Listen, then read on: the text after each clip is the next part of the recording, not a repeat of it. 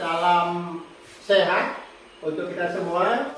Pada siang hari ini saya akan membawakan materi tentang siklus peningkatan kualitas praktik pembelajaran. Siklus peningkatan kualitas pembelajaran sekolah kita ini adalah merupakan hal yang sangat penting. Kenapa saya ambil siklus peningkatan kualitas pembelajaran? Tentunya teman-teman sudah tahu bahwa ini kita ambil siklus peningkatan kualitas praktik pembelajaran itu kita ambil sesuai dengan apa kira-kira Ibu Guru? Iya, rapor mutu.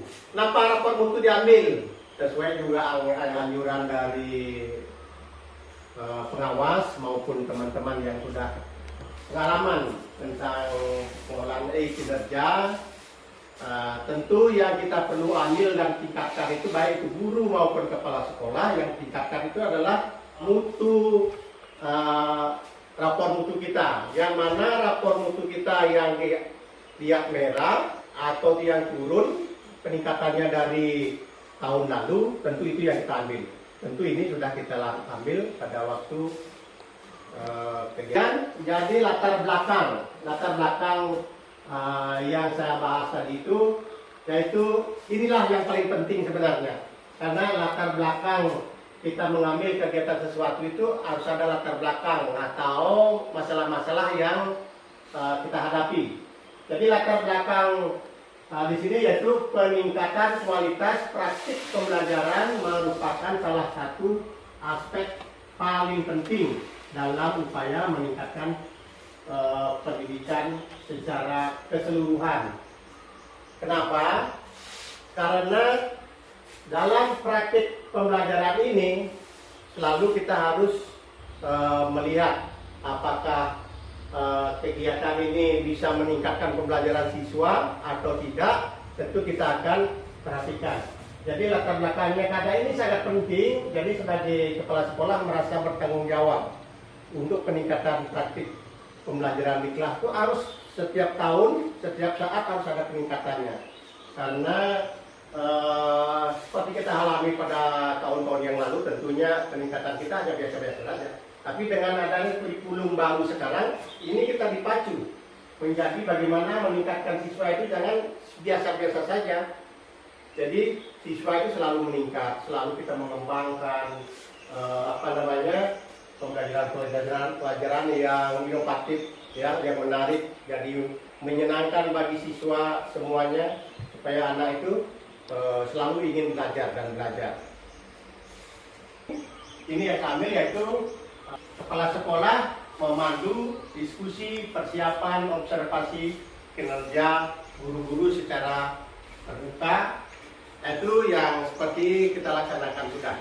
Jadi kita mulai dari awal yaitu penentuan RHK, kemudian kita persiapan observasi. Sudah ada jadwal tanggal-tanggal yang sudah ditentukan. Kemudian sampai dengan observasi pelaksanaan, ya tentunya pelaksanaan di kelas masing-masing yang sudah kita lakukan bersama. Selanjutnya itu pelaksanaan observasi. Jadi dalam pelaksanaan observasi ini tentu Bapak dan Ibu Guru harus menyiapkan semua persiapan-persiapan yang dibutuhkan. RPP, bahan ajar, tentu modul ajar, dan sesuai dengan jadwal yang sudah Bapak Ibu rencanakan di kelas itu.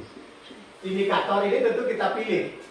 Jadi guru-guru juga memilih dari 8 indikator yang ada ini, tentu kita pilih. Kalau saya, contohnya seperti saya pilih, yaitu perencanaan disiplin positif. Ya, maksudnya penerapan disiplin positif. Bagaimana itu penerapan disiplin positif? Jadi penerapan disiplin ini selalu kita kembangkan. Jadi disiplin ini tumbuhlah dalam diri kita sendiri. Ini adalah dokumen dalam pelaksanaan kita melaksanakan perencanaan observasi. Jadi sebelum kita melaksanakan observasi kan kita selalu sudah rencanakan, kita rancang untuk Bapak dan Ibu sekalian, Susi menyiapkan persiapan apa yang kita siapkan, apakah Bapak-Bapak sekalian sudah siap dalam pelaksanaan observasi nanti. Tentu kita selalu kerjasama diskusikan supaya observasi itu berlangsung dengan tertib dan rapi seperti pembelajaran biasa. Bapak dan Ibu guru semuanya, ini adalah jadwal kita melaksanakan observasi, tapi jadwal ini kan kita sudah alami bersama, sudah kita lewati, bukan lagi jadwal yang akan berikut. Tadi jadwal yang kita sudah laksanakan pada minggu-minggu yang lalu, dan inilah jadwal yang sudah kita susun, dan semoga dengan jadwal ini pelaksanaan observasi kita berjalan dengan sukses. Refleksi. Untuk refleksi, dalam kegiatan apapun kita laksanakan, baik itu pelaksanaan pembelajaran di kelas, pada akhir pelaksanaannya tetap kita mengadakan refleksi. Jadi refleksi itu bertujuan supaya ada istilahnya timbal baliknya. Apa yang di mana kita rasakan kekurangan, di mana kita perlu pertahankan yang sudah kita laksanakan dengan baik itu kita pertahankan, apa yang kurang menjadi bahan kita untuk kedepannya. Diskusi dan refleksi tidak lanjut. Di sini ada pertanyaan, Bapak atau Ibu guru, apakah Anda kesulitan kendala atau mengalami kendala yang dialami ketika praktik pembelajaran di kelas? Apakah ada yang merasa atau ya, Bu Dayu, silakan. Ya, dalam proses kegiatan observasi itu yang saya alami pada saat siswa itu dia melaksanakan kerja kelompok. Ya. Di mana pada saat itu kan saya memakai model pembelajaran berdiferensiasi yang menentukan dengan minatnya siswa. Di sana mereka ternyata saya tertukar, yang maunya mereka menulis saya kasih, mereka menempel. Setelah selesai pembelajaran mereka baru memberitahu saya, Bu, saya sukanya menempel, pasti menulis gitu. Mungkin dari itu saya akan belajar kembali Pak.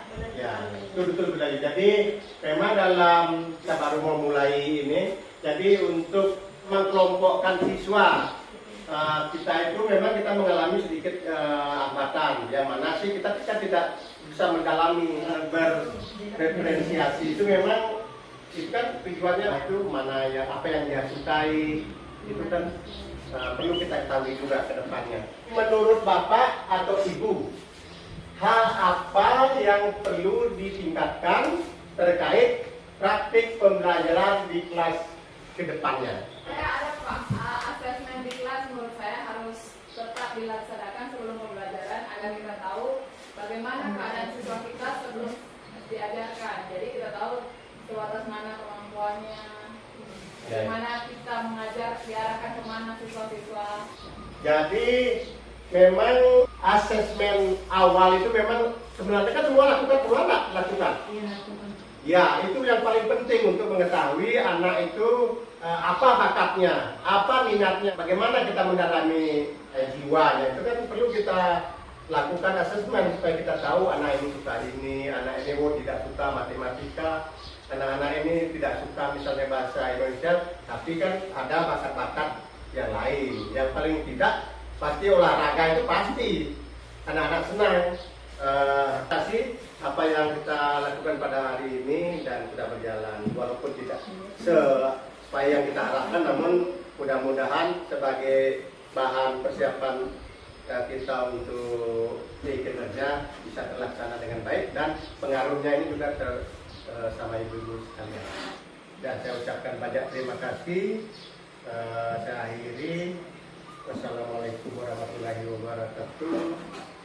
Om Santi Santi. Terima kasih.